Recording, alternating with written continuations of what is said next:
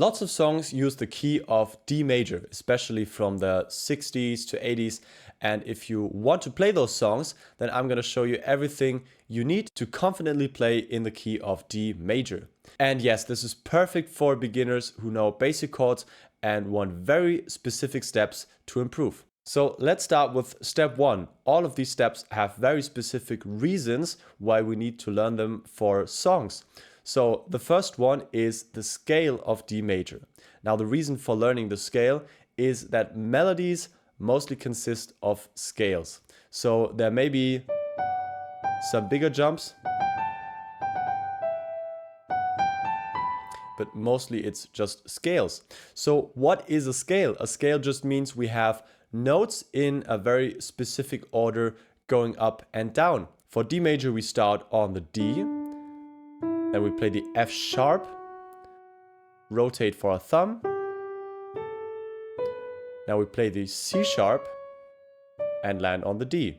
So going down, rotate for your third finger.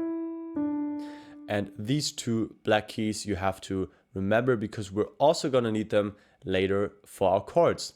Now for the left hand, we would start on the fifth finger and just mirror the right hand. So remember the F sharp, rotate for your third finger, C sharp, go down, thumb under, again F sharp, and land on the D. So the final practice goal would be to play both of these together, both hands at the same time, which would sound like that.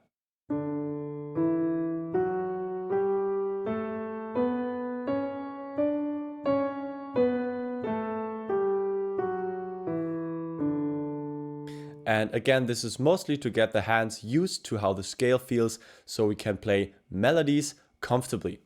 Alright, here is step number 2. Let's learn some chords. Now we learn the chords of D major, G major, A major, and back to D major. This is called the 1, 4, 5 chords. These chords are most commonly used in all songs, and especially this combination is one which appears in lots of songs, which is why knowing these helps you a ton when playing songs. So let's start on the root, which is D major. Now we don't want to jump up like this, we want to actually use inversions to make it sound nicer. So let's go to second inversion G major, first inversion A major, and back to D. Now if you are not sure how to play inversions and you're wondering what the hell I'm talking about here, then check out my free course I made on how to play chords inversion. It's the link in the description. So again, we start in the root position, second inversion, first inversion, root. Now we want to go up and start in the next inversion. So every inversion shifts up 1 from root to first, from first to second, and from second to root. So we're going to start first inversion, root, second inversion, and first.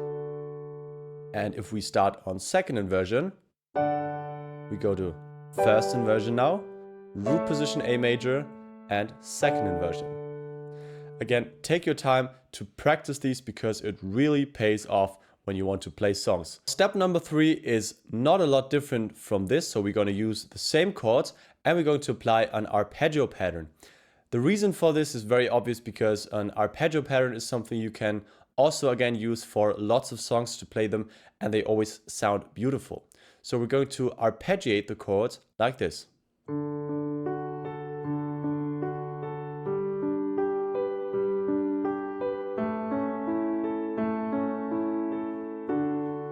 So take your time to practice the chords from before because we're going to play literally the same notes, but all we're doing is playing them one after another from the bottom going up. And do this twice for every chord.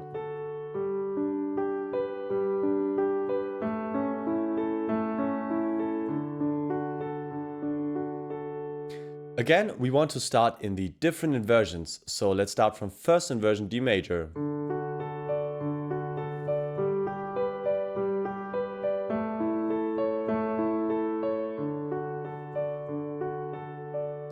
And second inversion.